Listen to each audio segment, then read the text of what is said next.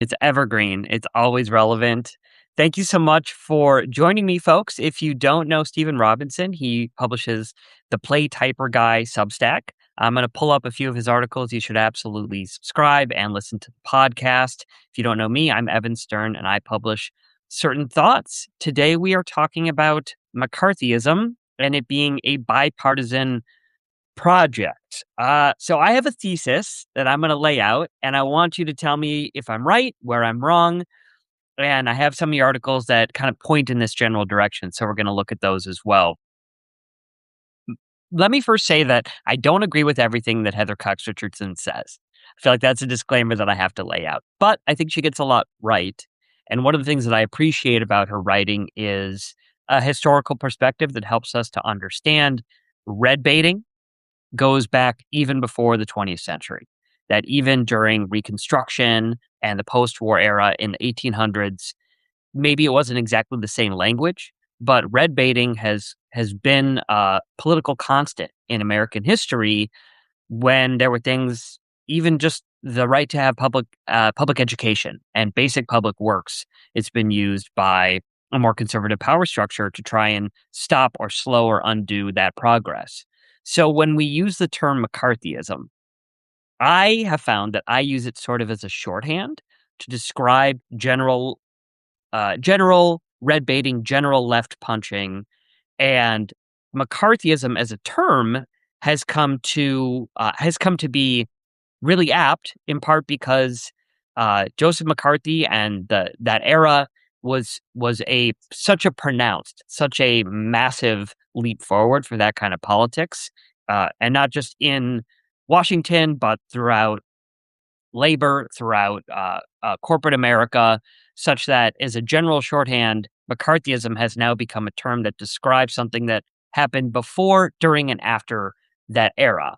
My thesis is we've entered into a new phase of American politics, 10, 11, 12 years into the Trump era, with the Democrats reacting and responding to that, where McCarthyism is no longer effectively shorthand for what we're experiencing, but it's actually just descriptive, similar Mhm. to the way that we've in the past we've used the term Nazis as a sort of shorthand to describe conservative politics or certain Republican actions.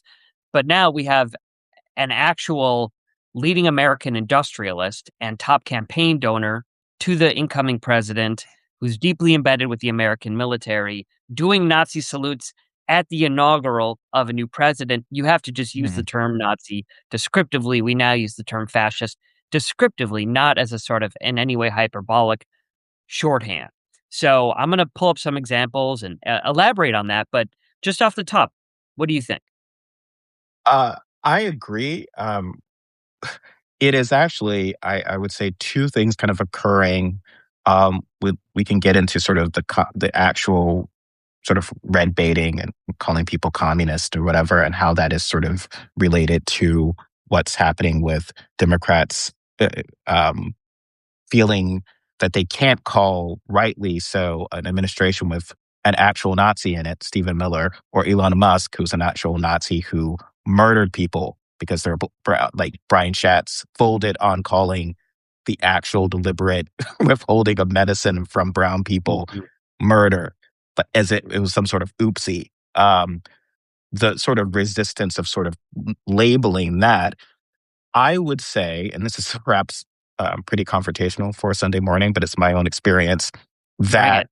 what we've seen since for the past few years, sort of since 10/7, the weaponization of anti Semitism, that has in itself, in a way, become its own form of red baiting and McCarthyism. We've seen the use of like Trump forming with the approval of often center left, center right groups and leaders, um, sort of anti Semitism watch groups, right? Like, and to make sure that students are behaving correctly or that people are posting like certain things that have roots to historical to McCarthyism that we've been reticent about calling out because as Mhm. good people, we don't like anti Semitism, but it's being clearly weaponized to attack the left, to smear the left, and to silence dissent,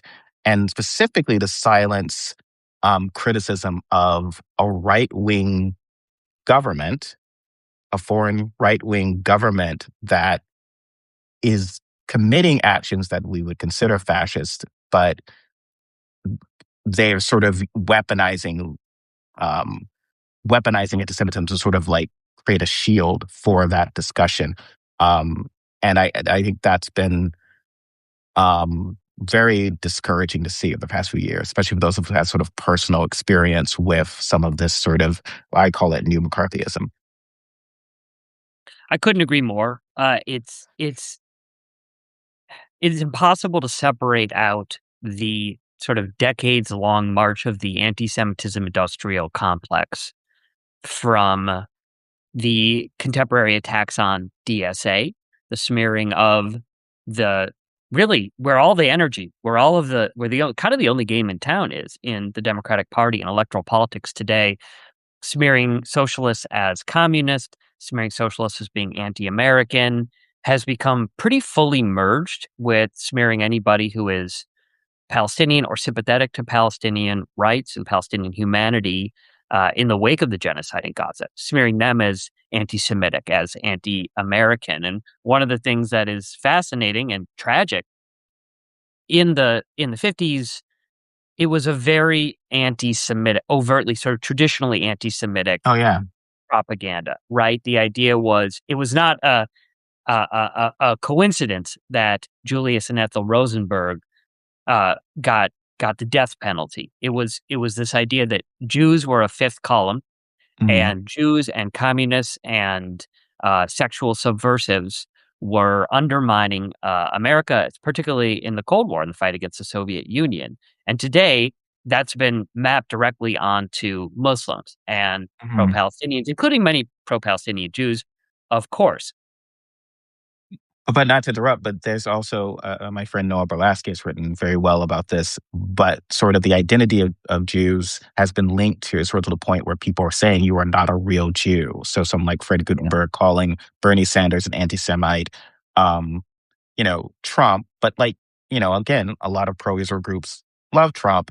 Trump is like calling Chuck Schumer um, Palestinian as a slur, which as a black person, um, we kind of know what that slur has been for white people supportive of black people in the past. You were called sort of an N-word lover. There's the same way. It's like he's saying, and obviously no one would accuse Schumer of necessarily being that sympathetic to Palestinians, but even just even sort of trying his own way of trying to thread the needle there, Schumer was being called a Palestinian, not a real Jew.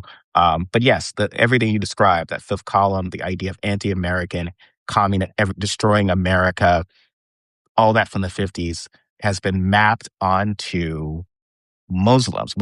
Has replaced Jews, but but anti-Semitism, which again is a terrible thing, but it's been weaponized to silence in the sense that you could argue um, that, especially in the past, since the 50s, past 60 years or so, 70 years or so, if you were to call someone protesting the war, hey, look at those commies. Look at those, you're anti American. You don't support the Iraq war. You don't support the Afghanistan war. I lived in New York right, after 9/11. I had right. friends who were protesting. They were like, oh, like, just bring it. But after 10/7, it's like, hey, even though you've protested every war in the beginning, you're a complete flower child hippie, but you don't support this war, you're anti-Semitic. That actually put people on the defensive who are liberals because at their core, it's a terrible thing to be called. And I want to acknowledge there is anti-Semitism on the left. There's a lot of it. But for what I've seen more often is a lot of people going out of their way to be like, no, my God, because it's like it has the weight that being called a communist had for a lot of people who were liberals in the 50s of being sort of, no, my God, I actually, I do love America and I do love what it stands sort of. So it's been this way of sort of silencing that dissent. And I think it's been very cynically used. Well, it's absolutely right. The cynicism is kind of key. And I couldn't agree with you more. At the conversation you had with Noah Berlesky was fascinating and really insightful. So I'll include a link to that when I publish this video because folks should definitely watch that. I'm glad that it took us about 5 minutes to find the vein of the role of anti-Semitism and anti-Semitic accusations within this larger project of attacking the left, of demonizing the left, of Democrats weaponizing the threat of authoritarianism to push back on members of their own party, of their own tent. I do think it's one of the reasons why you see such widespread vitriol towards AIPAC and towards the Israel lobby more generally. People who, so we have Track AIPAC, which collates total contributions from pro Israel donors and pro Israel organizations and lumps them all together kind of under the term AIPAC. And critics of Track AIPAC have said, well, just because this person is a pro Israel billionaire doesn't mean that their donations to a campaign count as part of AIPAC, or just because it's a liberal Zionist organization like J Street. But I think the reason why that's not really effective with so many voters is because people see the role of AIPAC, the role of the Israel lobby, as not just, to your point, Stephen, not just pushing American policy in support of fascist policies abroad, but of warping our politics and warping our culture, of Mhm. enabling the worst, not just the worst political outcomes, but we live in, and this is why this is a bipartisan project. This is why we're looking at McCarthyism on both sides. Trump using the government to arrest and deport and assault pro-Palestinian activists is built atop an infrastructure that was established under Biden and under Trump and under Obama before him. This idea that boycott, divestment, and sanctions is is inherently anti-Semitic, which it isn't, that opposing Israel or criticizing Israel in harsh terms is such a threat to Jews so as to be a violation of civil rights, making it a borderline criminal act. The cynicism is a huge part of it. And I think part of the reason this is a five-alarm fire, this is a crisis today, is because Democrats and liberals and sort of centrists have been willing to deploy these anti-democratic, these anti-constitutional tools to keep American policy pro-Israel.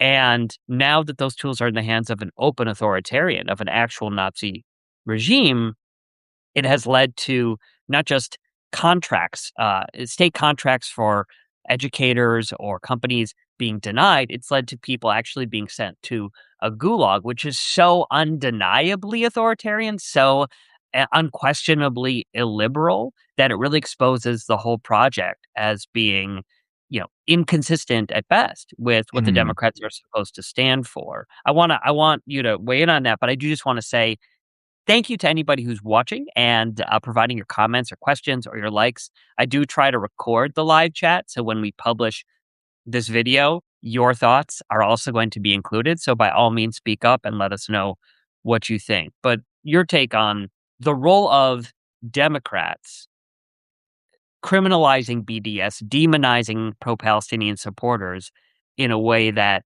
and now a more openly authoritarian government is taking people like Mahmoud Khalil, taking people like Ramesa Ozturk, and those are only the cases that we know of. Oh, yeah, and, it took Schumer a while to even, um, acknowledge what is happening when a pro-Palestinian protester was disappeared. It was kind of like, "Well, I hate everything this guy stands for, but I guess maybe he shouldn't just vanish on the street," you know? It was always very clear that there was sort of kind of support from very mainstream Democrats, against silencing this sort of criticism of Israel, even though it was a right wing government that, from the start, like, Netanyahu snubbing Obama. And again, in ways that, if you look at, say, Canada or the UK, they're very careful.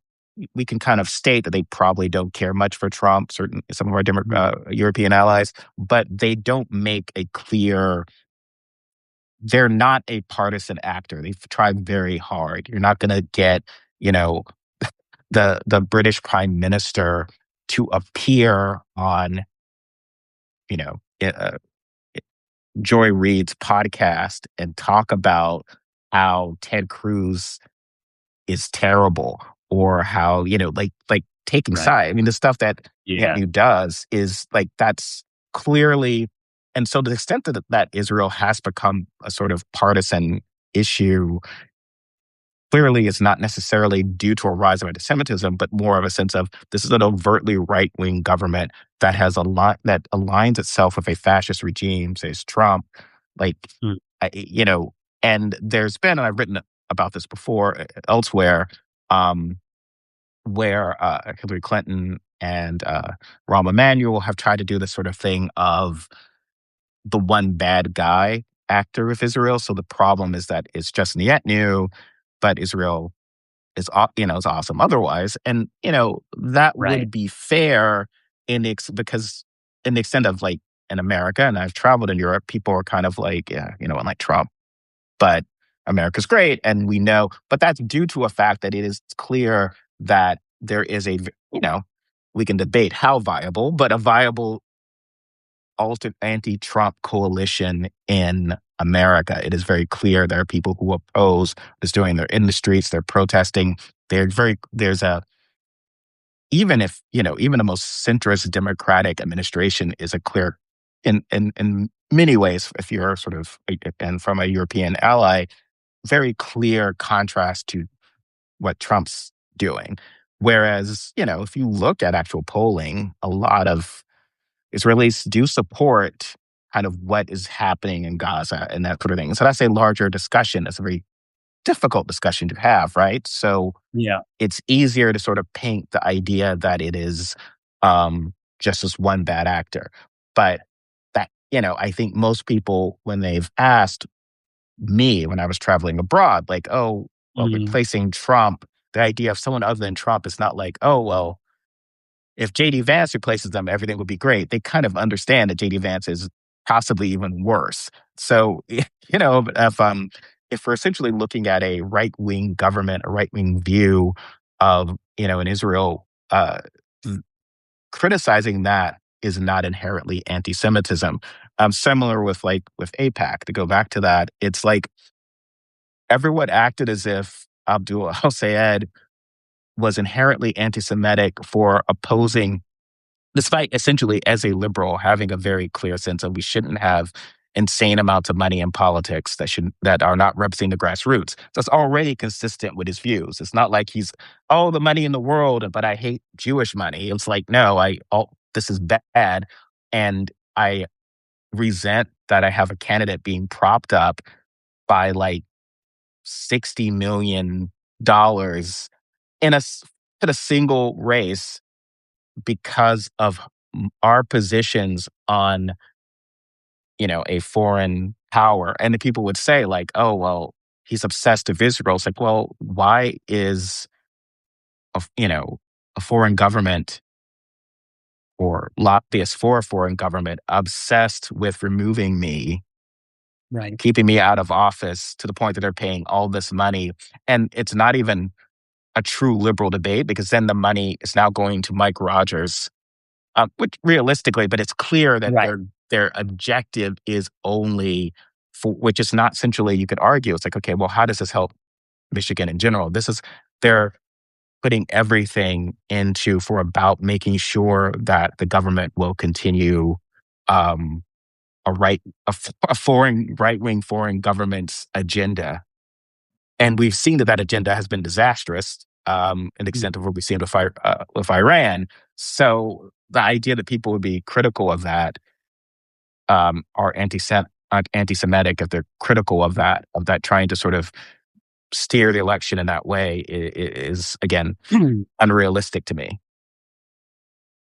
Well, I wanna pull back the curtain a little bit on the way the anti-Semitism industrial complex operates in this case. Part of the way it operates, as you mentioned, or you alluded to, Israel says that it's acting on behalf of Jews. And a lot of major American Jewish institutions paint Israel and Jews as one and the same and have for a long time, and I regret to inform folks who are watching this that it's not just the ADL and APAC, it's many congregational rabbis, right? It is we have seen this is not a minority opinion.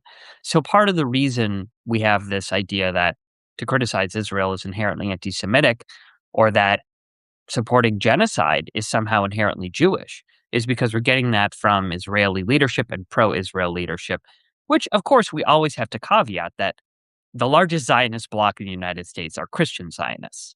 Mhm. And I, as a member of the Jewish community, I'm always going to name the role that Jewish institutions and Jewish leaders play in perpetuating this lie, this libel. But it is worth understanding that there's more Christian Zionism in the United States shaping this. But that's only one piece of it. The other piece is APAC funding is has become a way for people who are opposed to the left in general to influence campaigns, not just to push things in a general direction where the Democratic nominee is somebody they would find to be more palatable, but in some ways to push a Democratic nominee that they think would be easier to beat in the general election, which is the case with Haley Stevens. It's not just that Haley Stevens is more Zionist, it's that she's a weaker general election opponent against Mike Rogers. And so you have a lot of billionaires and oligarchs and folks who hate labor, who hate women, who hate the environment, who may not care one way or the other about Israel, that APAC has gone to and said, give us your money. We will use this to influence political outcomes. And as a result, who gets demonized? It's Jews. And Mhm. because AIPAC says it's acting on behalf of Jews, as does J Street, as do all of these Zionist organizations, the takeaway is that it is a parochial Jewish interest. But in fact, it's a lot of these malevolent pro-fascism economic forces, environmental corporate forces that may not care one way or the other about Israel, that AIPAC is willing to do their bidding, that makes Jews less safe, that feeds into anti-Semitic stereotypes and anti-Semitic tropes, and then they turn around and you get into this in some of your writing, and I want to go back to the Fred Gutenberg piece because it's really good. Uh, but then they gin up anti-Semitism and feed into anti-Semitic narratives, and then they point to the threat, the genuine and real threat of Mhm. anti-Semitism, to attack and many of the advocates who are actually working to educate people about anti-Semitism, to deprogram anti-Semitism, and it's not just many Jews on that.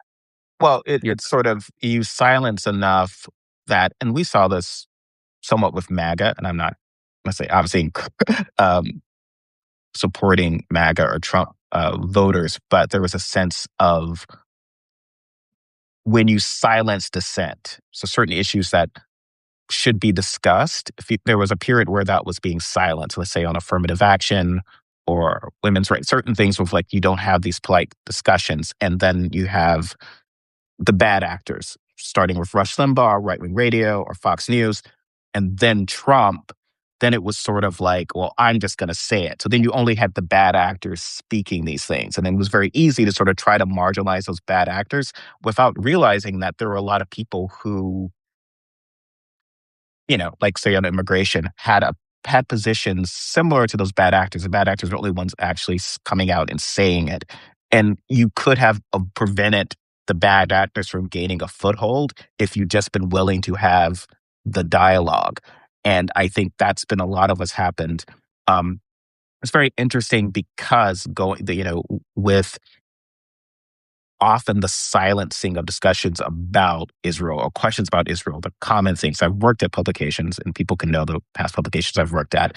But a project publication was kind of like, well, we are never going to discuss Israel because we don't know enough to talk about it. I would be told that by a white editor who had written about Trayvon Martin.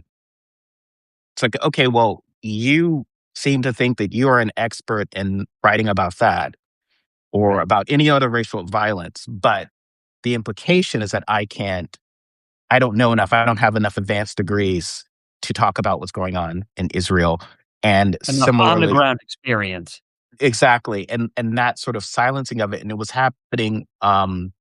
happen a lot, and, um, I'd been told, it's like, "You can't discuss this unless there was a Jewish person present," this sort of stuff, and what's interesting was that it is very consistent to what would be when discussing segregation in the 50s. So, I remember Ta-Nehisi Coates getting sort of ambushed during a CBS, I think it was CBS interview, Mhm. about his book, and the person was kept hammering him, and it was sort of like it was something that clicked with me because it's kind of like, how could you read anything that Coates has written? Like, he's not the one who's inconsistent. Like, everything he's read, everything he's written and talked about, obviously, if he were gonna go to Gaza, he's going to oppose that structure. He's gonna oppose that sort of idea of second-class citizenship because of your heritage. Like, there's no way that he's gonna support that. He's actually the Right. one who's being consistent here.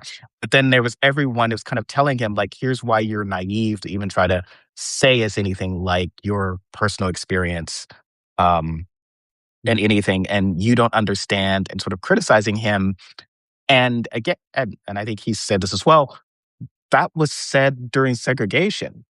Like, so many, and it's, again, in a way tragic, so many of supporters, and that's the irony, because a lot of, and I'd written about this as well and got pushed back when a lot of, very staunchly pro-Israel Jews would complain that Black people had not been supported. Like, "We were so supportive of you in civil rights," or whatever, Right.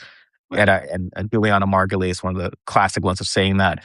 And but at the time, if you look back at that, if you were to go, it would be, look at these Jews from New York think they can come to Tennessee for one weekend and look around and be horrified, and then try to interfere in something they don't understand. They don't understand Southern history. They're just even new to this country. They don't understand why things are the way they are here. They're not Mm. experts. They're manipulating.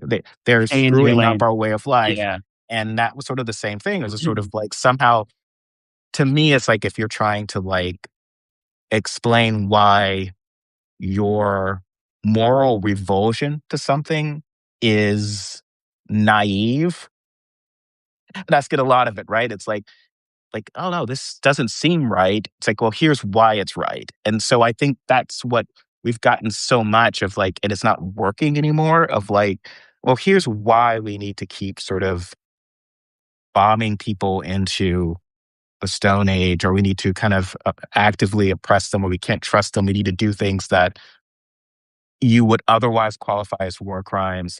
Or we've gotta say, "Well, why did," and we've seen this from Dan Goldman or whatever, "Well, why doesn't Mandami, he's so upset about Netanyahu. Why does he care about all these other bad actors who we don't give money to these bad." And also, most liberals would oppose those bad actors as well. Like, that is, Yeah. look at their priors. So it is fascinating to me. I think the part of the reason Coates is such a fascinating exemplar here is that he admitted that he had been wrong. And to your point about him being consistent, that includes recognizing and publicly acknowledging where his perspective had been limited and how it had evolved based on the facts on the ground. It would never evolved was his moral compass, right? His value system.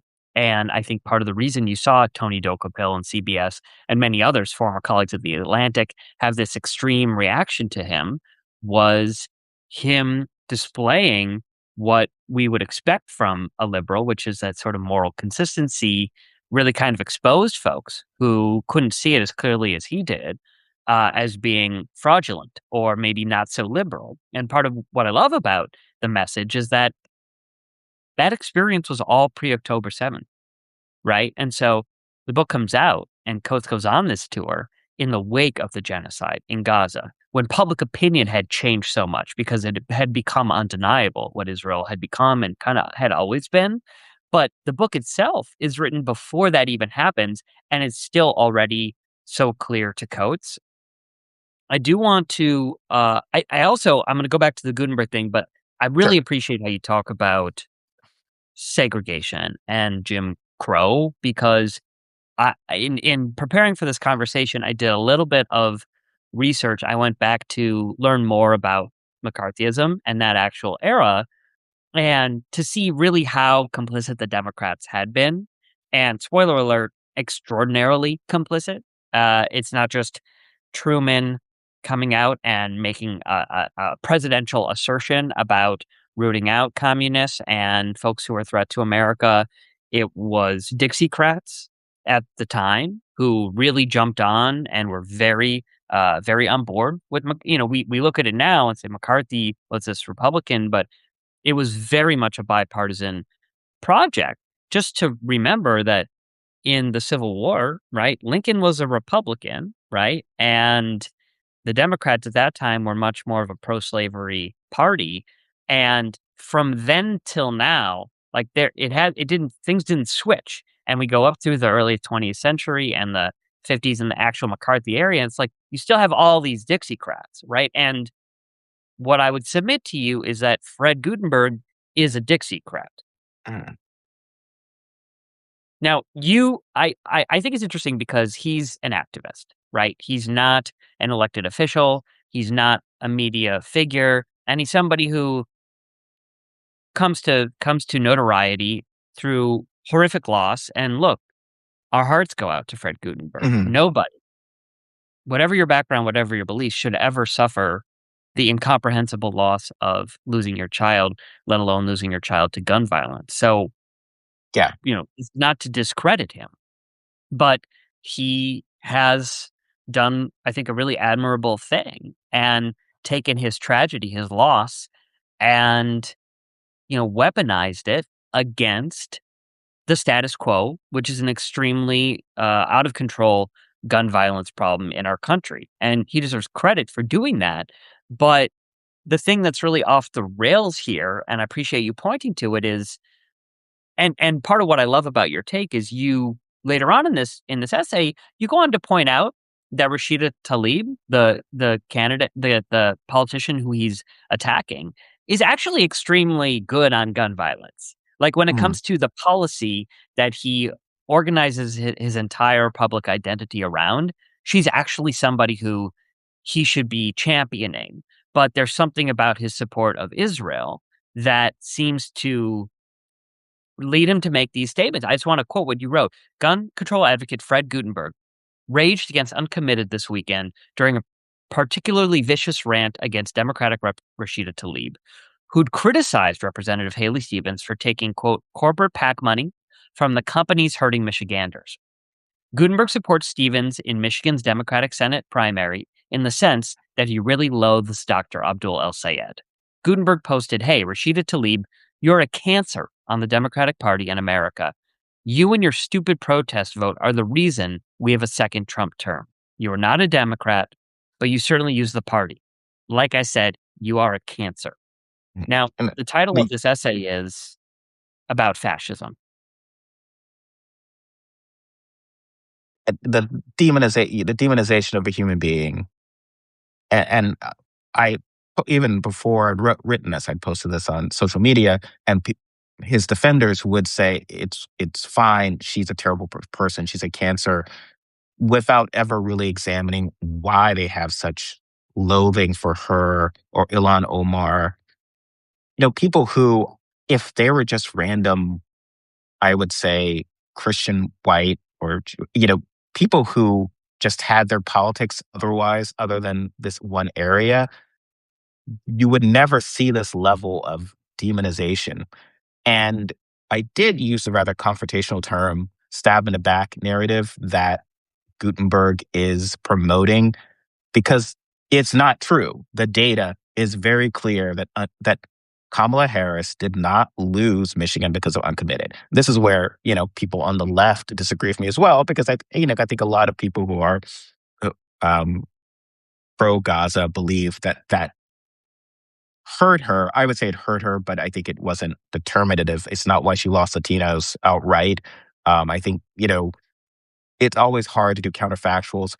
It is very clear looking at the data that she did slightly better with self-identified liberals than Biden had. She tanked comparatively amongst moderates, amongst people like Gutenberg, because of the economy, because of many other things. And those are all things that, if you're going to say that any one thing cost her the election, fine, but there's no one's calling someone a cancer because they were criticizing the Biden administration about the economy. And there are people on the right who on the left who did that as well. So it just seems like it's very clear that he is trying to blame Tlaib, the left, like they are the false, and then, but they're not Democrats, which is, you're not a Democrat. You use the party. You're a parasitic cancer. But if we lose without you, even though you're not part of our party, if you lose without you, are responsible for everything that happens. Like there are still Right. people, there are Hillary Clinton dead enders who will still post about, oh, you should have voted for Hillary, Susan Sarandon. It's like Susan Sarandon, Susan, like whenever there's a bad Supreme Court ruling, someone will Yeah. say, this is why I can't watch Stepmom again. It's like, well, one, I don't know why you watched Stepmom the first time, but also like, what what are you talking about? Like it is this demonization of anyone who ever criticized or tried to push the party one way, which is itself its own sort of fascism. Because, and I'd written about this with the Haley Stevens campaign, the expectation for many Democrats for 2026 was that they run, they'd pretty much run unopposed in these primaries.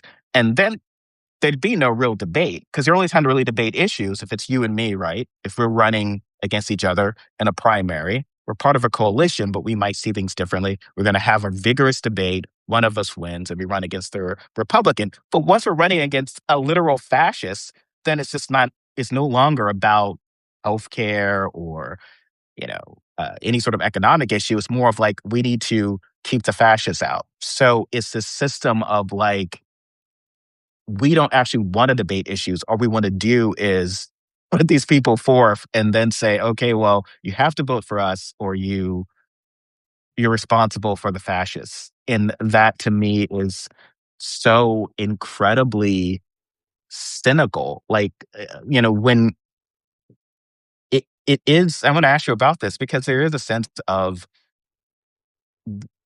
people like Gutenberg and others clearly are want to kind of form a coalition with people who aren't part of the center left coalition. They hate the left. Which depends. I guess they don't interact with them. I live in Portland. I live through people who I might disagree with on many certain things, on public safety, on schools, but they're human beings. To me, they're people who feel passionately about issues. We might disagree. But we are part of the same coalition. I think we've discussed this when you were on my podcast, about how even if you're buddy buddy with Lindsey Graham in the Senate, he was never part of your coalition. He was never part Right. of doing the right thing. And I think Democrats have trouble accepting that people like Tlaib, um, people like AOC, even like Piker, were always part of a winning Democratic coalition. You want to mislead yourself, you want to fool yourself, but I'm sorry, there were always commies voting for you. There were always kooks voting. There were always kooks voting for Democrats. That's why, Liz Cheney offered nothing to Harris. But when RFK, I was worried, because I live in Portland. I know a Yeah. lot of people who had been, I used to call them Phoebe Buffet liberals, right? Because Right. they're my friends. They were kooks who were anti-vax, they were but they were liberals. They were voting for liberals here in Portland. And it's like, oh man, we can't afford to lose the kooks. I'm sorry. I mean, we don't have to necessarily agree with them on public health or do anything, but they were voting for Democrats prior to that. And they were, when we lost them. And I think there's an issue of like trying to sort of repress or ignore or demonize essentially your coalition. No one in your coalition is ever going to be perfect. And I would say this to anyone, left, right, or center. No one in your coalition is going to be perfect. But you sort of have to like build a winning one. And Republicans seem to have always understood that. They always understood that a Marjorie Taylor Greene, a Lauren Boebert, these people represent a lot. more voters. They're not just one kook. So Susan Collins was never going on, unlike John Fetterman. Susan Collins does hasn't would never go again on a Joy Reid podcast or anyone and just talk about how someone these a far right MAGA person is a scumbag or smear Right. and it's like I don't know they're terrible and whatever because she understands that her coalition includes people like them. She has to turn them out. She has to thread the needle. That's politics, right? You thread the needle of who, and you kind of, but when you go to those folks, there's a line in The West Wing where the Alan Alda character is speaking to a bunch of far right Christians who were part of his coalition. He needs to get them, and he's not happy about it. He pleases them. And then afterwards, he was like the leader of it. I don't want that guy anywhere near the White House, even on a tour, because that's Right. politics, right? Like that is what you do. And I think Democrats have been sort of steered, and to pitch to your other project, have been steered by the folks on the Bulwark to kind of reject um, the people on their left. And, I had this epiphany. I posted this on Substack the other day was that, okay, why are we even still listening to the Bulwark? Obviously, the irony of them complaining about DSA or the far left winning these primaries was that, okay, well, if anything you have argued has been correct for the past 10 years, that there is a sizable, anti Trump, segment of the electorate within the Republican Party, that all these good Republicans, these Bush era Republicans, there's more of them out there, and they're Right. so Right. disgusted by Trump, they're going to leave. Where the fuck are they? Wouldn't they have Right. become? It's been 10 years. Like, they should be. They should be 8-year-old Sarah Longwells who can vote now, right? Why aren't they registered Democrats? Like, wouldn't Right. they be enough of them to overwhelm the people voting for Francis Hong or for Abdul El Sayed? Like, where are they? They're Right. they're all Republicans. And someone is being quoted as saying this of like, it was a center right Republican non-MAGA. It's like, oh God, those guys are terrible, whatever. But they're part of my coalition. It's like I'm not gonna like I'm friends with my nice centrist Democrat, but I still reject everything they believes and Yeah. thinks. Yeah. And I think Democrats are having trouble. That's been very difficult for them, for mainstream Democrats, to accept what their coalition is. Well, there's a basic premise here that completely tanks the argument. Trump didn't just do January 6th, he turned January 6th into a core litmus test to be a member of the Republican Party. So, if you really are one of the 10 or 20 never Trump Republicans who maybe voted for or and you're still up for if you're a Liz Cheney Republican and your vote is actually genuinely out there, we are at a point now where it's become so unambiguously clear that a vote for Trump, a vote for the Republican Party is a vote against the the very foundations of democracy. Yeah. And if that's not enough to self-evidently make somebody choose to vote blue no matter who, then it will never be enough. Yeah. And as I said, like it's not about their, Sarah Longwell Bulwark seems to operate as if it's 2015 and trying to get these, oh boy, these Republicans, if we can just get someone or whatever. It's like, well, we're not talking about general election anymore. They should not be, they should not be Republicans, right? Shouldn't they be Democrats? It's been 10 years. It's been, 5 years since January 6th. Yeah. Any Republican disgusted by that, disgusted by, Kevin McCarthy, like someone like Kevin McCarthy should have become a Democrat, right? After it's like enough of this already. And, and then that's the sort of the weird thing about the Republican Party that the power it has of people is because everyone's on pins and needles. Is John Fetterman going to switch? And people are kind of nice to him about Israel and those issues. It's like, this but no one, Bill Cassidy, Tom Tillis, or whatever, none of these people ever reject the Republican Party. Lisa McCarthy, all of these people who could have become Democrats. Like, Tillis probably could have kept his seat as a Democrat, perhaps, right? Probably not. He doesn't believe in anything Democrats believe. He's still a Republican. And I think that's been the question Mm, to me of maybe the issue is what do Democrats believe? I think that's my issue. I think I've never written about this before. I have no problem with people having different opinions to me. I mean, I'm sort of the person who frequently I have takes that please no one.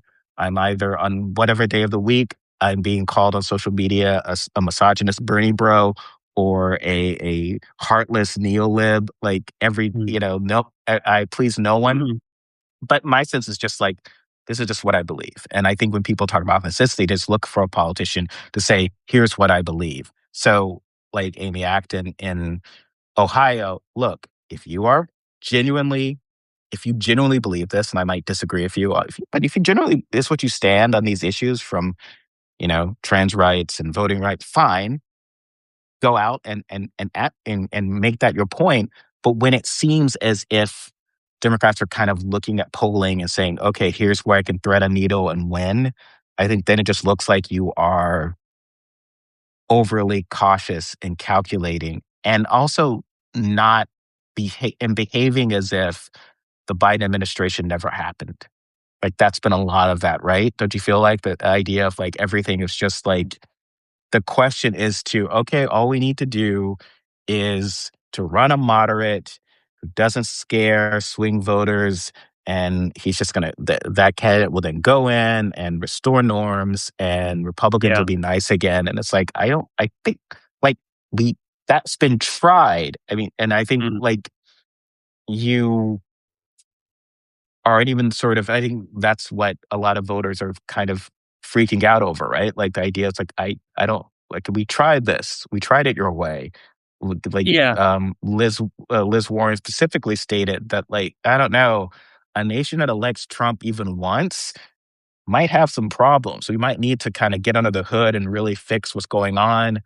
And Biden's position during the primary was like, oh no, Warren's being too divisive. We can, I know my good friends on the other side of the aisle. We need a strong Republican Party. We can kind of fix this, and it was proven untrue. Like we have a fascist, right wing, autocratic government, and that's Well, not going away. I want to concede something to that argument, but then I wanna double down on what you're saying. The concession I wanna offer is that in some districts, in some states, you do still have a lot of conservative voters. Mhm. And my condemnation for Republican elected officials, for people who knowingly wear the MAGA hat, is these people are seditionists, they are fascists, full stop. I think when you're in a red state or a purple state like Ohio or Florida or Texas, I do want to grant that if you're seeking to represent that state, a more moderate position may be fair, may be reasonable. Oh yeah, However, Tallarico is a fascinating case here because he's running on a sort of Bernie light platform. And part of what I think he's exposing is this fallacy. There is a myth that, and it's connected to this claim about the uncommitted movement tanking Kamala. It is not simply the case. Okay. The conventional wisdom very narrowly reduces a spectrum of views from the left to the right with respect to Israel Gaza genocide. That says the further to the left you are, the more anti Israel you are, and the further to the right you are, the more pro Israel you are. I think in the wake of 3 years of indisputable, empirically demonstrated genocide and American support for that, it's just not the case that it's been demonstrated as not the case that the further to the left you are, the more anti-Israel you are. I think it is not it has transcended the partisan wave entirely. I think it is both a left position, a right position, a nonpartisan position to be anti-Israel, to oppose American military adventurism. Even if you look at American support for Israel's genocide in Gaza as somewhat connected to American support for the war in Ukraine, which is something that I think a lot of people support. I support it, but there's a lot of active debate within Democratic and Republican, within liberal and conservative corners about whether or not this is good policy, wise policy, strong, whether it serves the American national security interest. And the Israel issue is connected to that. So that's all a long way of teeing up the argument, which is baked into the Gutenberg attack, baked into what a lot of people are saying about not just Talib, but El Sayed, about Mamdani, about a potential AOC presidential run. The idea that if you appeal to a pro-Palestinian left, that you run the risk of losing all these pro-Israel folks in the center right, sort of the right-wing Democratic pro-Israel folks. But I think the data would actually show, and this is commensurate with Tallarico's position, not just on Israel, but on economic issues. Tallarico's out here talking about the Powell memo. I mean, the guy's running an actual anti-establishment, anti-system campaign. He's been demonstrated, I think, to be much more progressive than Crockett in a pretty red state, not a purple state, but a red state. And I think on a range of these issues that are connected, whether it's opposition to genocide or opposition to corruption or opposition to ICE or wanting healthcare as a right for everyone, this isn't just a simple case of bring in some voters on the left versus alienate some voters on the right. I think you're bringing in low income, working class, Yeah. fed up voters across the spectrum. And a lot of voters don't, it's like the sort of the check the box things when I was saying before. It's like, I think there are far too many Democrats believe it's just check the box and that people are, especially swing voters, are rigidly ideological, and they aren't. It's sort of how you present yourself. So I think we had talked about this with Obama. It's his appeal in 2008 in certain ways was like he was not Hillary Clinton. Um, and not just like sort of either from the left or the right, but he was going to be sort of a post-partisan figure. And Tallarico's Yeah. doing a lot of that as well, right? Like he Yeah. presents as someone who I'm not going, I don't have contempt for you. I'm listening to you and whatever. And, you know, it- and you can't remove a lot of sort of, when we talk about this, we can't remove a lot of sort of how people present. He just presents in certain, I mean, Mhm. Crockett loved going on and sort of doing all these zingers. And I was like, I don't know if in a state Trump won by like 15 points or something, it's going to work to go in and be like Republicans, mama's so fat type thing. Like you can't just kind Yeah. of go in and win that way. I think you need a different And it's approach. authentic to who Tallarico is, right? He's Yeah. not putting on this facade. I mean, he does, I think, read as a genuinely compassionate, open-hearted being, a leader in his faith community Yeah. is commensurate with this image that you described.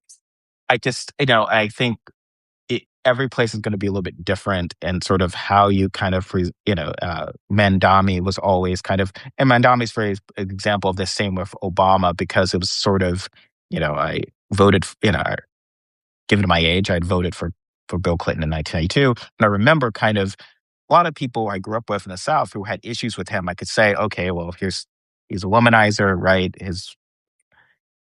Hillary Clinton is quite a sea change for certain people. I get that if I might disagree.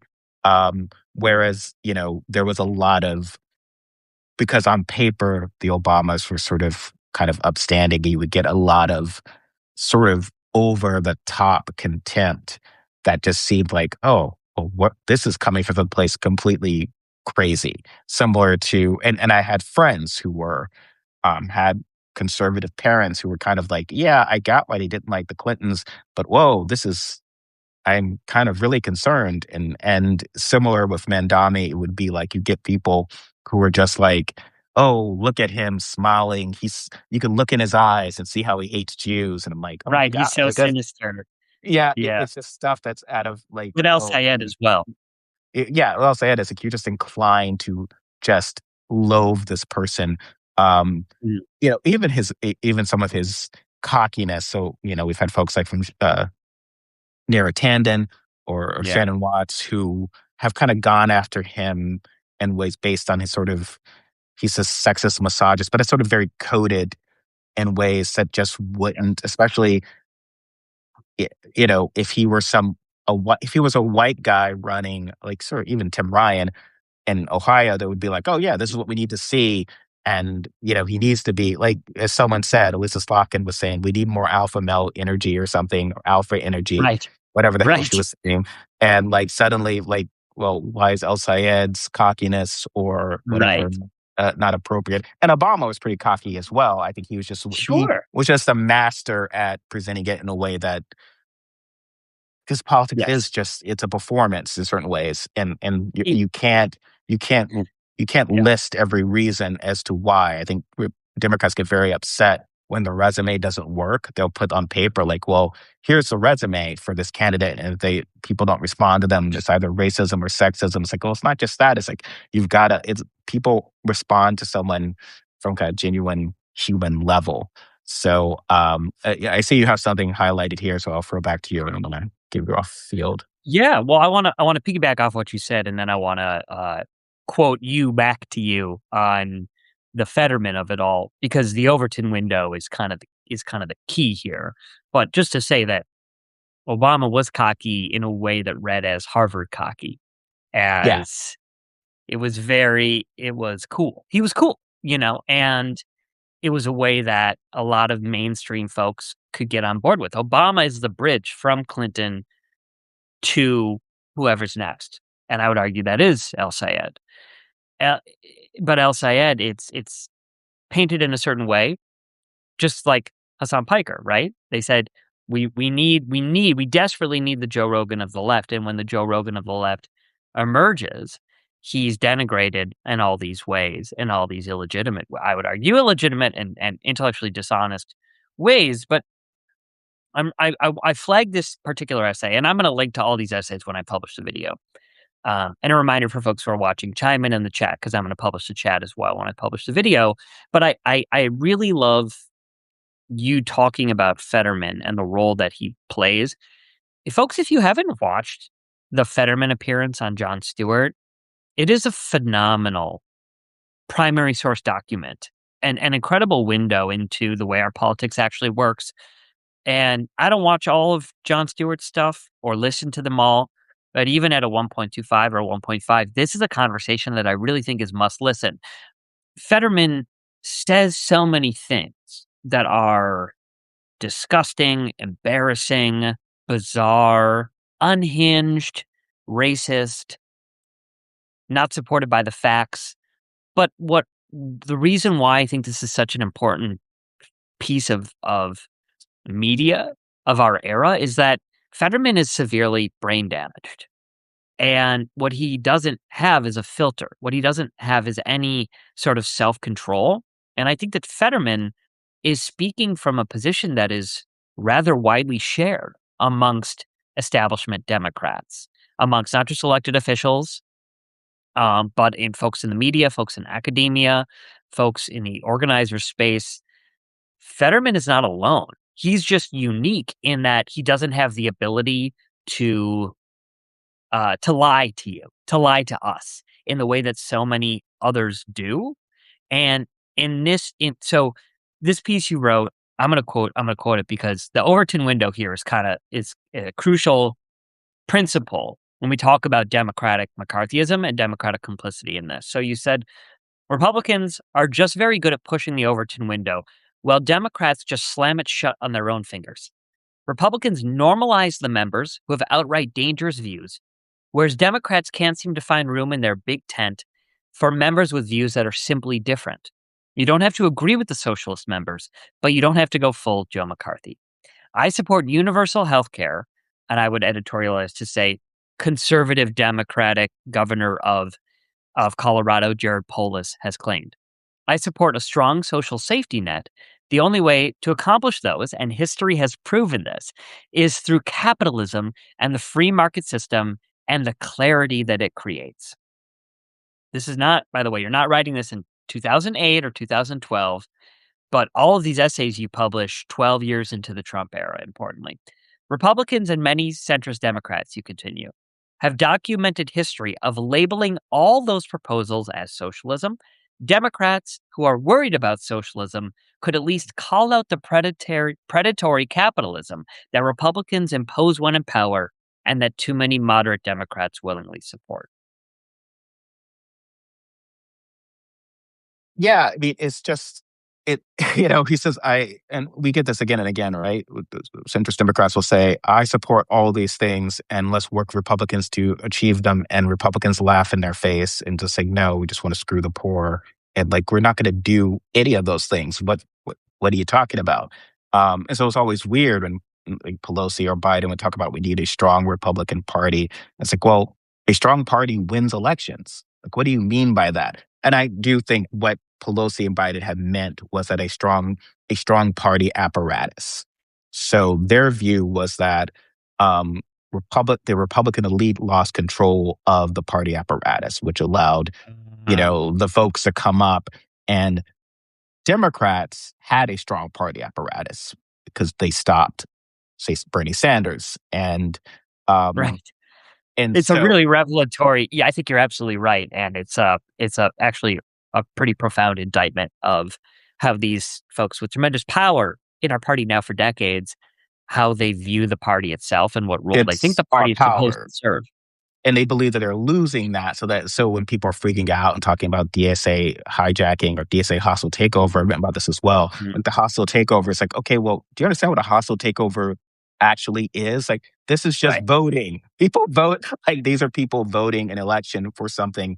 And, you know, uh, Fetterman has flipped out on socialism and whatever and DSA and calling people communists who are not communists, calling people terrorists and Hamas who are not, when he's the same person who said, if you're at all mean to ICE, you're responsible for people being mean to ICE and hurting ICE and everything. And like Democrats have been cowed on this. Again, instead of every day calling this a fascist regime, we have, because honestly, Evan, I honestly feel like sometimes it's like the Washington Generals, the Democrats, and people say, why do you hit on, because it's like, I don't know.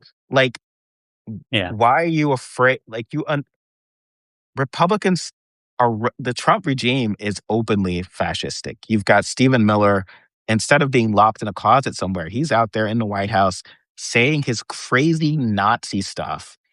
Todd And Blanche. it's a clear description. And so the fear, so Neera Tanden will have this fear. It's like, oh my God, well, if in Wisconsin, if you get Frances Hong, she'll lose.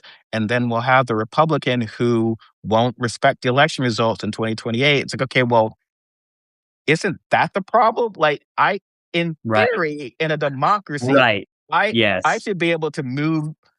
I should be able to beat the guy who is the fascist. Like, come Yeah. on, like Yeah. it, and obviously some of that is fear because then it's just like, oh, she'll lose to a Republican is not just as But scary as I losing to the wanna MAGA. talk But it about is. that fear, though, because that fear is the tool that these Dixiecrats use Oh yeah, they to always use that shut fear. down. She's gonna lose. She's gonna lose to this great. So in a weird way, in a world without Trump, in a world with a President Romney and Mhm. only Liz Cheney as Speaker of the House, all this sort of like a Republican Party that Right. plays nice, and we could argue Yes. whether it was ever nice, but then it would be that world is one where you could actually risk, quote unquote, running things. So sort of the idea that like in 2008, it couldn't have been Obama, it couldn't have even have been Hillary Clinton, and they definitely couldn't have been talking about healthcare if they were running against, say, Sarah Palin at the top of the ticket instead of McCain. But again, it's like, oh, we can't, we've got to like have the most perfect moderate because if we do, oh my God, you're going to get Sarah Palin in press, and she's crazy, and we can't. So as you said, it's used as a tool to get people to like not try to actually nominate candidates. They feel like Biden himself was the sort of, oh my God, a second Trump term could be scary. We need to get someone in. And Joe Biden even said, well, you might want someone else, but Joe can win. And then that happened, and it was a disastrous Right. presidency. just fine. But I think, we should learn from that. But it's just fascinating to me because, yes, there is a lot that I disagree with Francis Hogg about. I'm not going to litigate this here. I would just say, I don't understand how any Democrat can't very easily argue, as I am, as someone who lives under progressive governance in Portland, Oregon, who has issues with some of that governance, who can't just say, this is sane. This is still this is a still Yeah. sane governance compared to outright fascist governance. Yeah. What are you afraid of? We've seen both in action.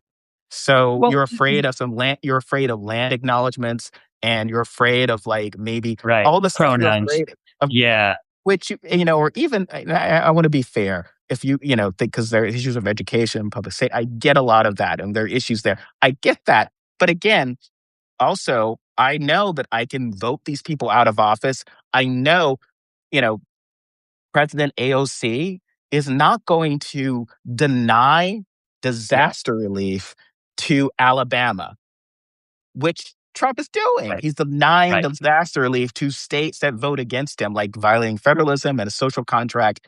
And so it's like, it's very clear that, you know, when Fetterman, especially when he's sort of normalizing a fascist party.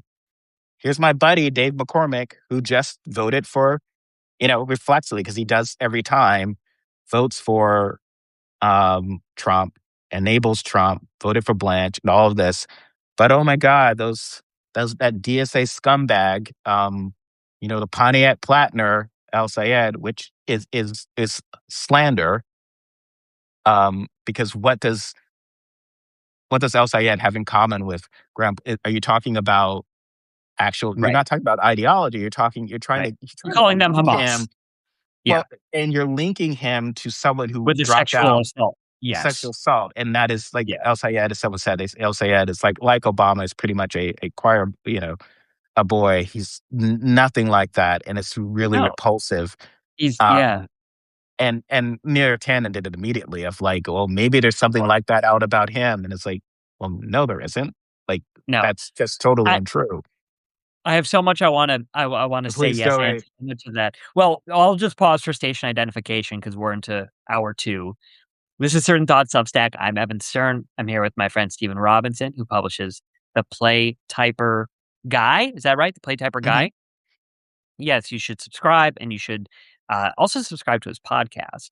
So thank you for joining us. Chime in the chat. I'm gonna publish the chat along with the recording of the video, so let us know what you think. For folks who don't know who these people are, you mentioned Frances Hong. Francesca Hong is a member of the DSA and the leading Democratic candidate for governor in Wisconsin. As we record this, we're a couple days out of the primary, and it looks like she's going to crush the primary on Tuesday. By the time we publish this, she may already have been anointed the Democratic nominee, even against the endorsement of the sitting governor Tony Evers. And who is Neera Tanden? Neera Tanden is the leader of the Center for American Progress, which is a sort of center right thing. It's funny because I'm old enough to maybe it was propaganda that I bought, but I'm old enough to remember when the Center for American Progress was in some ways liberal. And this is a bit of an aside, but I wonder if her a nomination for a federal position becoming tanked, getting torpedoed because of some Twitter posts, sort of permanently radicalized Neera Tanden into becoming this sort of light fascist light personality who gets triggered all the time. But your point about her, and it wasn't just her, it was a lot of people in the wake of the Plattner revelations, controversy, dropout. I mean, the Plattner thing, the whole thing was like a 7-day, very accelerated, reckoning for the party. And then we ended up with Troy Jackson as the nominee, who's running the platform without the Plattner. And it wasn't just Neera Tanden. A lot of people were trying to link the deeply illiberal and dangerous and disqualifying conduct of Plattner with El Sayed, who, like you say, follows in the Obama lineage of having to be twice as good to get half as far. El Sayed, who is a valedictorian, who's a Rhodes Scholar, who's like an actual genius and the nicest guy in the world. There isn't even a scintilla of credible evidence that might suggest that he's in any way the kind of toxic man that Plattner has proven to be. And yet this was seeded into the discourse as maybe we shouldn't trust him or maybe we should doubt him. And this is part of why I'm talking about Democratic McCarthyism, because so much of this is shaped at the narrative level amongst media figures, amongst folks like Neera Tanden. I mean, Neera Tanden's got a pretty big following on Twitter. We talked about Fred Gutenberg, the activist who spoke at the DNC at 2020, who's got 500,000 followers on Twitter. What happens in the narrative space, and we can go back to decades of this. You talk about where Republicans understand and do what Democrats don't, and Newt Gingrich, right? And the Gingrich Revolution, which was a revolution in messaging as much as it was a revolution in governing, and that Democrats won't embrace these tools, but Democrats will embrace these tools when they can demonize the left, when they Mhm. can demonize people like Francesca Hong, who support extremely popular positions. I mean, Well, that's and the other yeah. thing that I wanna throw to you, which is how much these are widely popular positions, and so instead of attacking the actual position themselves, they have to demonize or delegitimize based on these insinuations.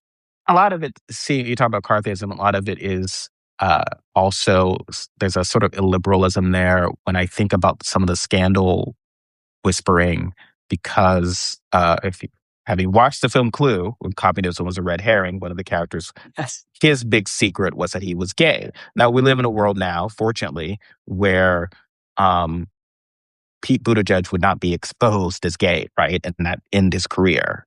But that would have been 20 years ago, would have been something that could have happened. So I did take, and fortunately, my conversation with Noah Berlaski helped with this, because when he was talked about, he saw the link from Plattner from the start based on his essentially being a liar. So he was not surprised by the later accusations. Mm, I think mhm. you and I might have been less inclined to leap straight to that, because I think it is potentially dangerous to say even some scumbaggy behavior, like a guy who cheats on his wife. Bill Clinton cheated on his wife. How many other politicians have cheated on their wife? Newt Gingrich or whatever.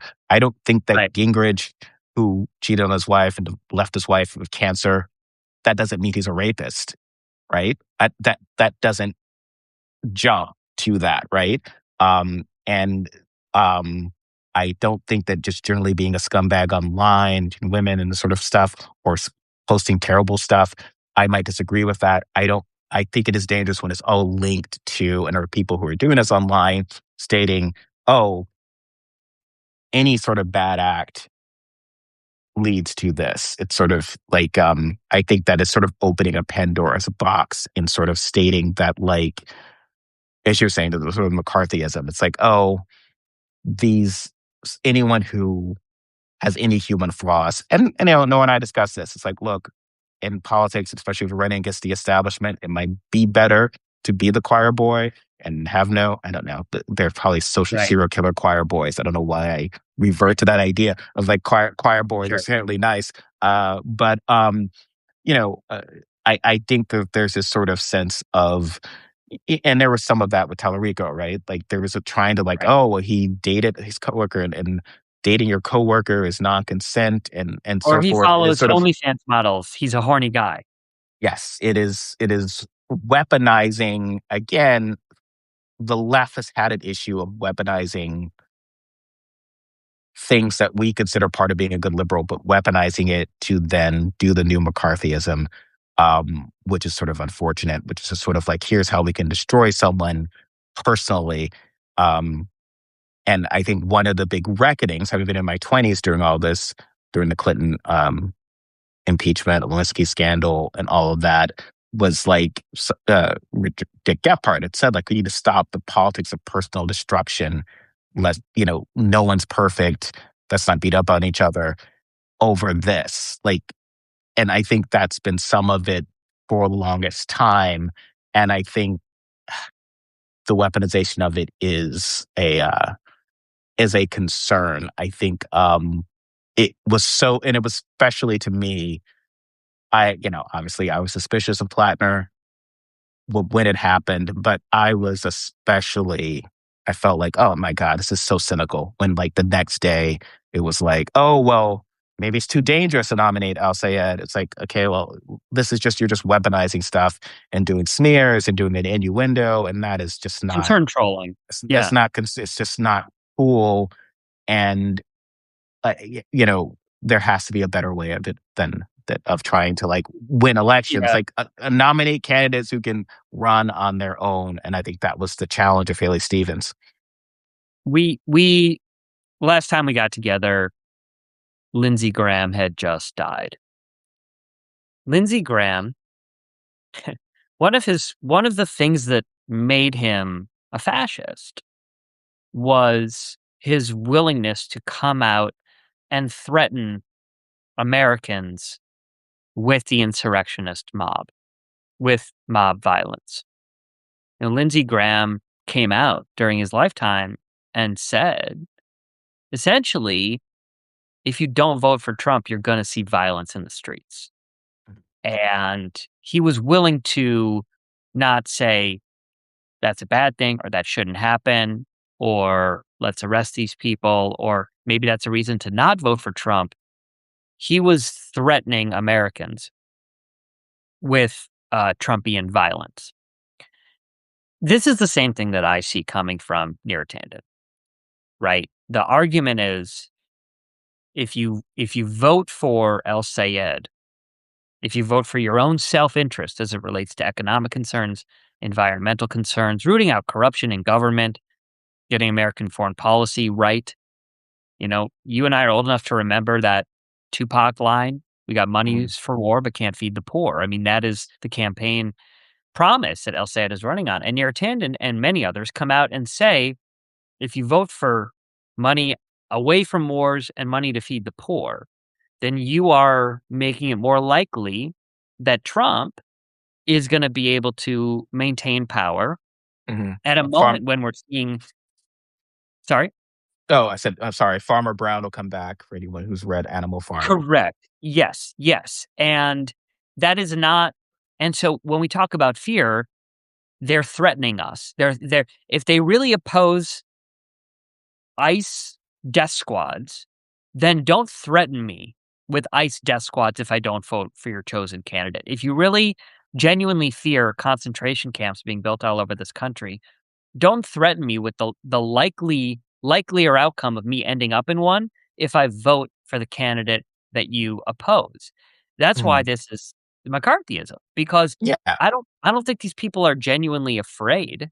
And to whatever extent they may be afraid, they're willing to deploy that fear and make us afraid so that we won't advocate for, like you said, in the point about the DSA hostile takeover, like a hostile takeover is a democratic activity. It's just shareholders voting in the way that they want. And if the Democratic Party own democratic process is so dangerous that you need to threaten us with Big Daddy fascist Nazi Trump and Musk and the flock cameras and all of that, then you're just a fascist. Yeah. Like, I, Well I don't care what badge you have on your Twitter handle. Go. and APAC, if APAC is an organization that is supporting will now actively support the ICE mob. So the difference, they were, I presume, I never thought they were gonna support Haley Stevens in general. That was always sort of, up in the air, but okay, well, APAC, this is willing to side with the party that is pro citizens being murdered in the streets, executed. Like, Right. I don't, again, Yes. I don't know why our Washington Generals Democrats are not mentioning every day that Right. the names Renee Good, Alex Peretti, who were executed by people who are still on the streets. That that's scarier than I don't like Thanksgiving lady, is the idea that the people who support that, who will keep funding ICE, who will find a death squad, that they are going to empower these. That's just completely bad faith. You should not be yelling at El Sayed supporters. You should be yelling at this, apparently the Stevens supporters or APAC, or the people who it's like, okay, well, we will back the fascists. And especially, look, if backing American fascism, people and supporting the government that is hurting Americans over if that major issue, because you're willing to support Stevens, who again people were saying agrees with El Sayed, at least on would have voted in the Senate probably 90 to 95% the same as El Sayed, but the only difference being on those issues. If those issues, particularly Israel, is why you're going to help enable fascism, Yes. Yes. then you are a bad. I'm sorry, APAC is a is a fascist Yes. enabling Call it what it is. organization. Call it what it is. Yes. 100%. And AOC and others, very smart, very effective messengers to come out and say, "Look, AIPAC's telling us who they are, who they're for." They are saying that they are for, uh, they are opposed to Abdullah Sayed. They are for his opponent. They are for the Republicans. And so let's do away once and for all with the idea that AIPAC has an acceptable role to play within Democratic primaries. And that, I think, is becoming an undeniable position. But we were also saying back as far as 2021, AIPAC supported 100 insurrectionist members of Congress, right? Even in the wake of 2021 and January 6th, AIPAC was already taking millions of dollars to support folks who had committed treason against this country. And you don't have to agree with this. You may not co-sign this. I think if you vote to overturn a democratic election, that is a form of treason.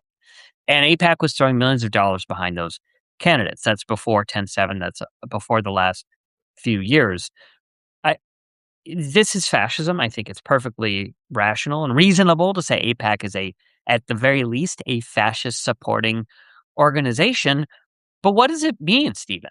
What does it mean when, to your point here, bad faith critic is generous? You say, quote, bad faith critics have described El Sayed as a, quote, radical, but his ideas are hardly, quote, anti-American, as moderate Democrats like Hillary Scholten has suggested. For instance, he promotes Medicare for all, opposes data centers, and repudiates the disproportionate influence of money in our politics. And that from somebody who would be who's a member of his party, somebody who Yeah. would be in his delegation representing the state of Michigan, calls him not somebody I disagree with, not Mhm. somebody who I think I share the goals with, but maybe we have different views of how to get there. Anti-American, and I will She would use not what call Stephen Miller anti-American, would she? Would she not? She probably did not call. I mean, no one has correct, ever called Lindsey Graham correct, anti-American. So then it just correct. becomes like this is just what are you doing with your coalition? You believe just the terms for people. I remember the smears and whatever, and someone kind of had very dry humor posted this because Ilhan Omar, who was getting this really smeared and attacked by Trump, and this is after an attempt on her life, and someone kind of like, oh, it's interesting. She is part of a member of a political party, which in theory should support her. There is none like there's none of that. So the idea that like El Sayed and Tlaib or whatever will get smeared in these terms that these McCarthyite terms is coming from the party as bipartisan consensus to smear people, particularly Muslims, and they've weaponized race a great deal as well. Hiding behind black voters. But as we said, more and more of DSA, despite their saying this is all just a white upper class movement, a lot of these people are people of color, right? So it just And seems more older. and It's more, not just young people either. yeah. But it just seems like now it's just moderate white Democrats smearing young Yeah. and people of color. Like Part of when, the reason yeah, part of the reason this is such a betrayal, I think, is that they are choosing to smear, to weaponize this hate at a time when trans people are under profound attack in our country, when racism is the worst I've seen it in my 42 years, and we don't even have the right to an abortion. So it's deeply cynical, and they're deploying these attacks when they have the option. to punch back against these attacks. Yeah. They actually have the option, the choice is available to them to defend these folks, to humanize us, to punch back against the fascists that are deploying these attacks. So it is such a profound betrayal Yeah.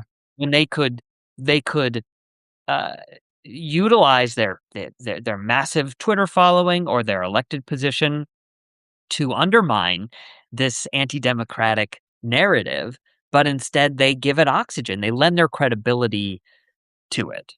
And I think we can say this from our own background.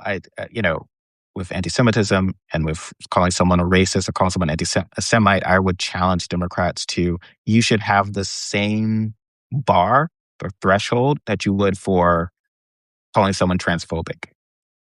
So if you're not calling Sophie Cunningham transphobic, if you're not calling, Amy Acton, particularly in Ohio, um, how it's basically saying biological men playing against young girls, which is overtly transphobic because you are essentially saying that girls are men, which they're not. So it's Yes. not, you're specifically painting it a different way to make it as bad as possible.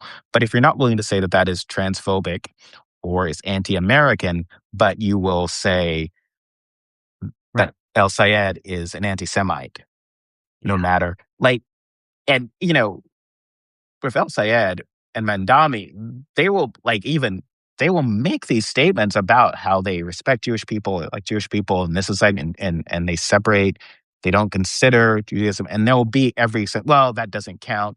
That's just something you would say. I remember one person responding that after being asked the loaded question of like, a lot of Jewish people feel unsafe. Mayor Mandami, what are you going to do? And he Right. says, "Oh, I want to Right. make sure that everyone is safe." Um, this person responds again, normally anomaly of the left. Oh, that's so typical to make Jews you're saying that we're all victims. Right. Like what? Like he's responding to the setup question. What it was? Oh, right. There's nothing he could ever do. Same with El Sayed No. with the breaking Yeah. bread. Like there's nothing they could ever do. The Whereas, breaking bread, for those who don't know, Abdul Sayed, this is so ridiculous. So Abdul Sayed wins his primary race against Haley Stevens, against the entire Democratic establishment, including the endorsement of Governor Whitmer, who's very popular, against 70 million in outside spending, against smears, against Islamophobia. He wins. And the bad faith attacks on him ratchet up dramatically. I mean, I've seen for many, many cycles the attempt to pull Jews out of the Democratic Party and get them to vote Republican. And what I want to offer to you now is that I've come to appreciate that this was never about the very, very small number of Jews who vote Democrat but might vote Republican. If you go back, Jews tend to vote anywhere between 60 and 80% for Democrat. It fluctuates with each cycle, but that's not changing and it's not going to change. The narrative around the Democratic Party being unsafe to Jews or unfriendly to Jews or unsafe to Israel or unfriendly to Israel has always been about giving people who are not Jews, but are Zionist or but are aligned with the military industrial complex or like that more conservative empire approach to foreign policy or what have you. People, maybe they're oligarchs who deploy APAC, right, to undermine folks like Ilhan Omar, Rashida Tlaib, who are broadly progressive on a range of issues, not just Israel. That narrative of Jexodus, of Jews leaving the Democrats to vote Republican, has always been about giving people this permission structure to remain in the Republican Party or to defect from the Democrats and actually do what they're saying Jews in Michigan are at risk of doing, or they're saying Jews in Michigan should do. And so the pressure has been ramped up against El Sayed, not just to have a rapprochement with Haley Stevens and Mallory McMorrow, but you see all Stevens, McMorrow, his other opponent who he vanquished, Schumer, Obama called him today. Everybody is bending the knee. Everybody's coalescing around him to their credit in this sort of vote blue no matter who against Mike Rogers, against Trump. And they're also saying, like you said, Stephen, about what they said about Mamdani is okay, he's got to do the outreach to the Jews. He's got to mend ties. He's got to basically convince Jewish voters in Michigan that he's with them, that he understands them and their fears. And so El Sayed talks about having broken bread with members of the Jewish community. And the ridiculous, like hilariously bad faith attacks that come is that he is talking about a Passover event, and a Passover is traditionally a time when observant Jews don't eat leavened bread. They eat matzah, right? They don't eat technically matzah is still bread. It's Mhm. just bread without yeast. And so the bad faith attack has been that Al Said uh, uses the term bread to talk about a Passover event or a Passover Seder. Therefore, he's not genuine or he's not credible or he doesn't know Jews or he's untrustworthy. The extent it's just another form um,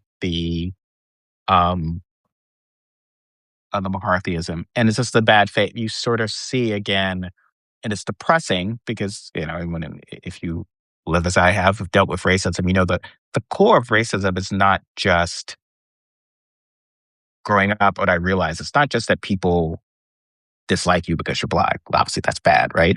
The point what I learned was like, oh, not getting the benefit of the doubt. If I'm in a situation, I don't get the same benefit of doubt as you might or someone else for like why I'm in a space or in a situation. And to see within your own party this happened, Ilhan Omar and with now with Sayed and others and Mandami, that they don't necessarily get the same benefit of the doubt that they would Corey anyone Bush. else. Yeah. That a white candidate would, even a Republican would, of like, again, Schulten calling a Republican a anti-American. She never would. She would want to the idea that, oh well, that person represents. I got to make sure I'm not offending swing voters. I want to say that Right, I'm not, right. their Yes, rights and their views, yes. and I've got to. I can't call them. I can't call that an American, anti-American, or transphobic or bigoted. I need to respect that. I can't say that Trump voters are bigots. That's wrong. And all these things they think about, and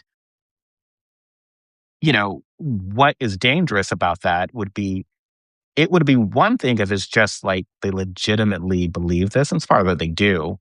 But they honestly, there's a part of them that just doesn't, refuses to see that El Sayed does represent us. So when they call him anti, they're calling a lot of voters, the people they need in their um, coalition. They're not getting that.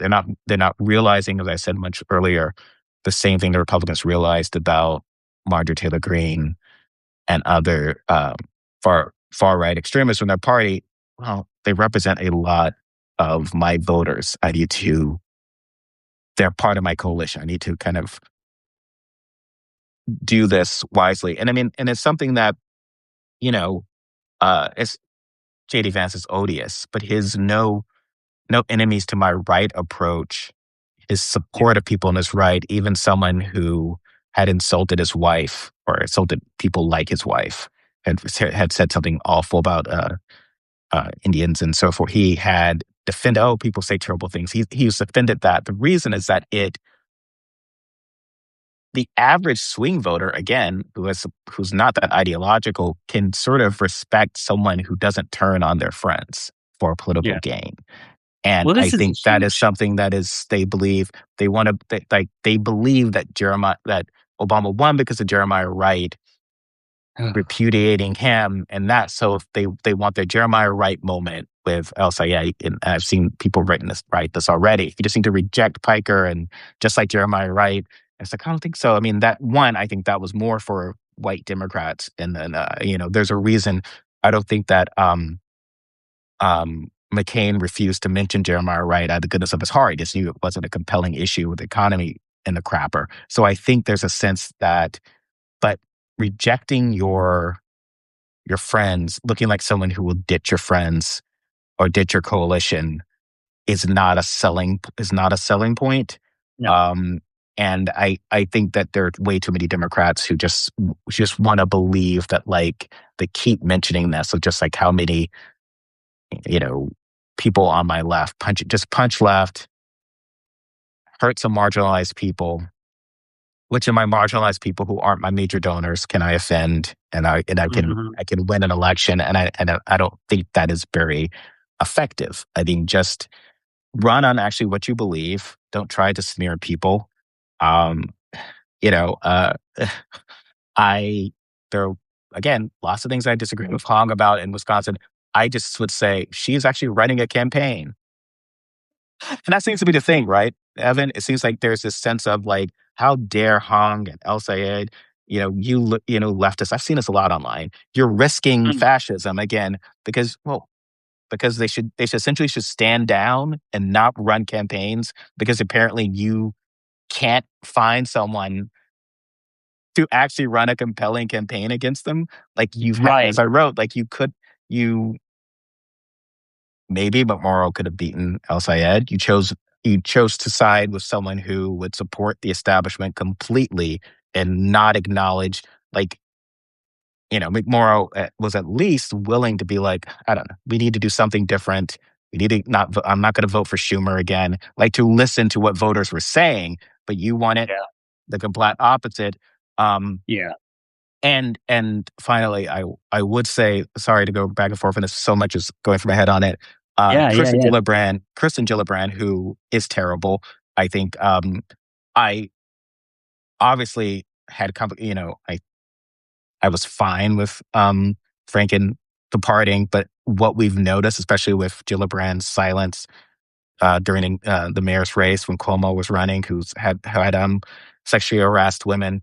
Um, that that might have been an example of the very sort of weaponization and McCarthyism when she went after um, Franken, because we're sort of seeing that when she apparently had told a donor that Mallory McMorrow was a member of DSA, and she's not. Like, if she was trying to get the, essentially tank McMorrow's finances. And I think that is just the sort of scuzziness that the party needs to sort of get rid of, like people just sort of doing insinuation, whatever. Um, Mhm. and it's scuzzy. I think people don't respect it. Yeah. So there's a lot here. I appreciate you circling back to the Kirsten Gillibrand smear because it really encapsulates what we're talking about when we talk about democratic McCarthyism. If you concede on one point, that's not going to satisfy the authoritarian right. It's going to enable the authoritarian right. And Truman and the Democrats of the 40s and the 50s, yes, some of them were just they were just Klan members, right? They didn't want civil rights wing of the Democratic Party to gain power in the party and therefore in the country.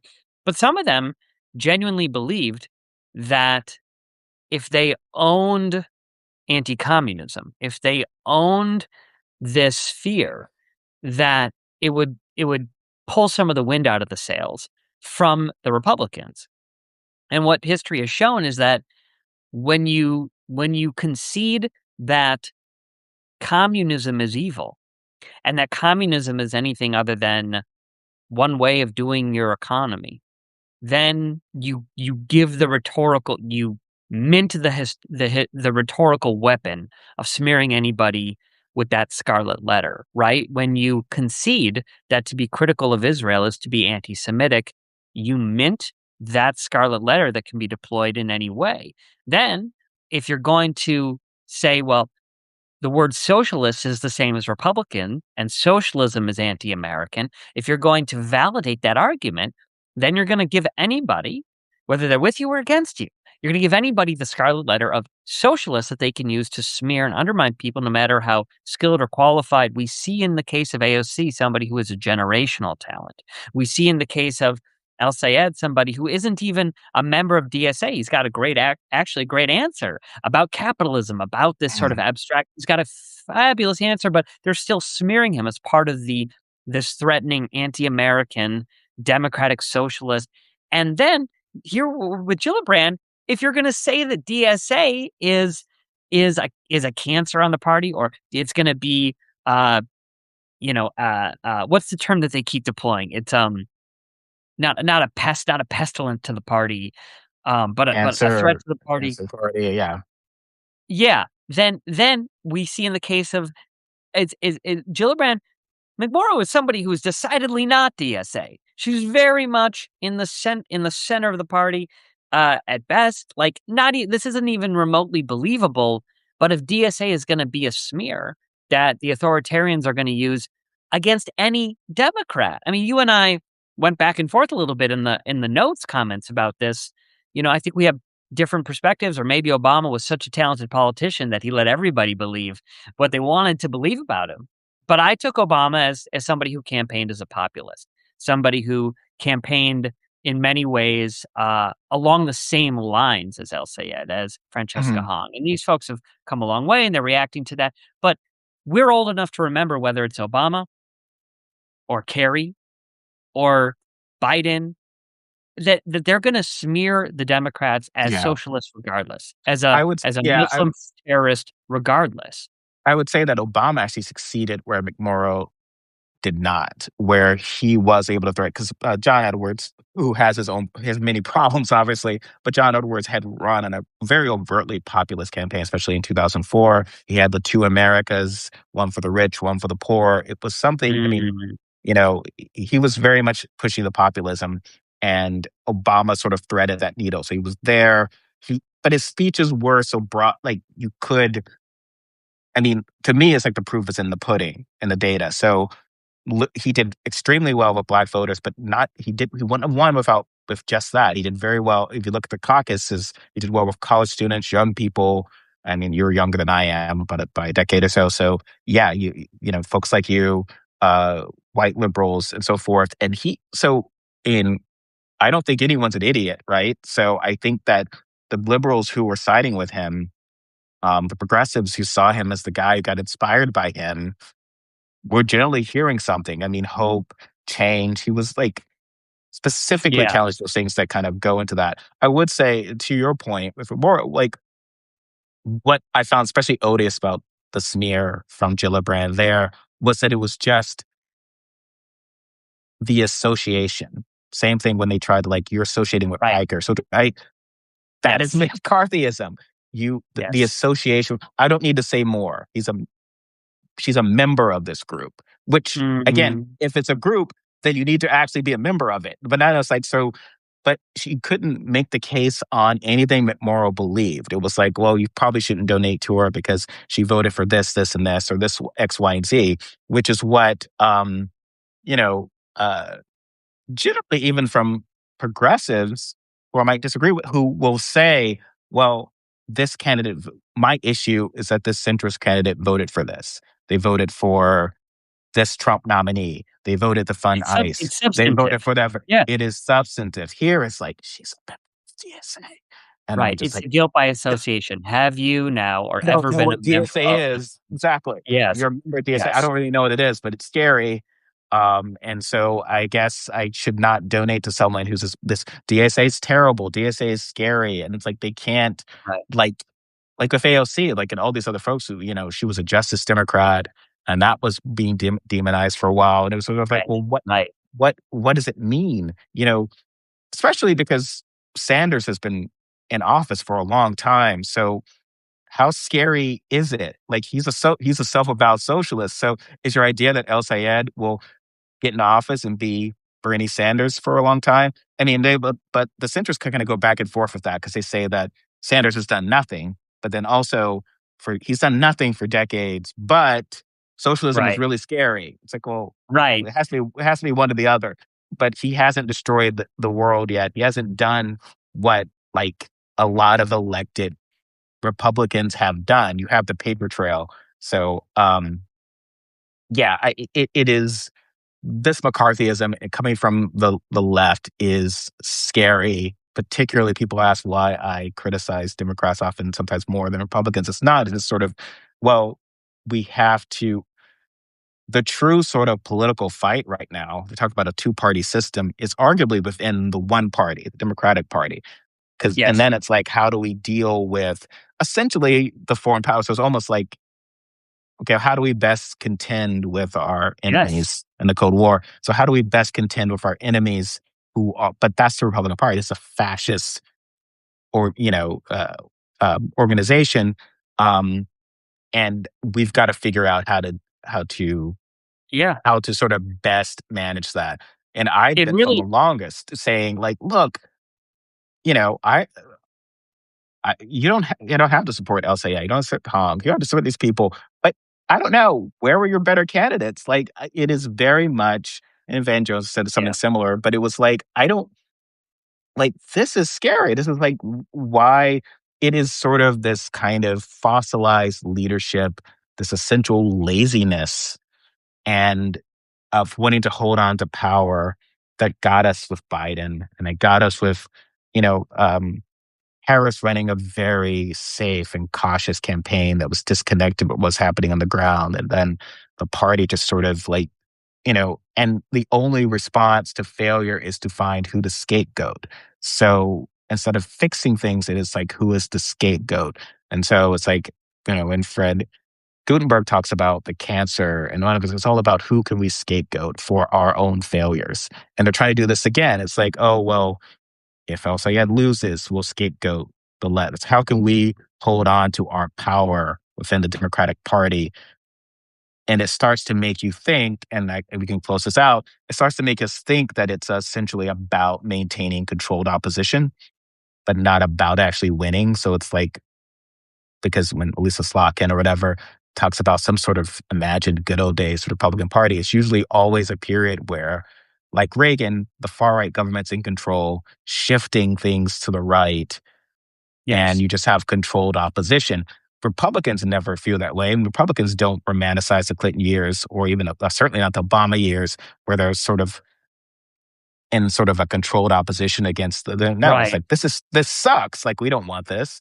And I think Democrats need to sort of get out of the way of like a party that wants to just maintain a controlled opposition and figure out who to scapegoat.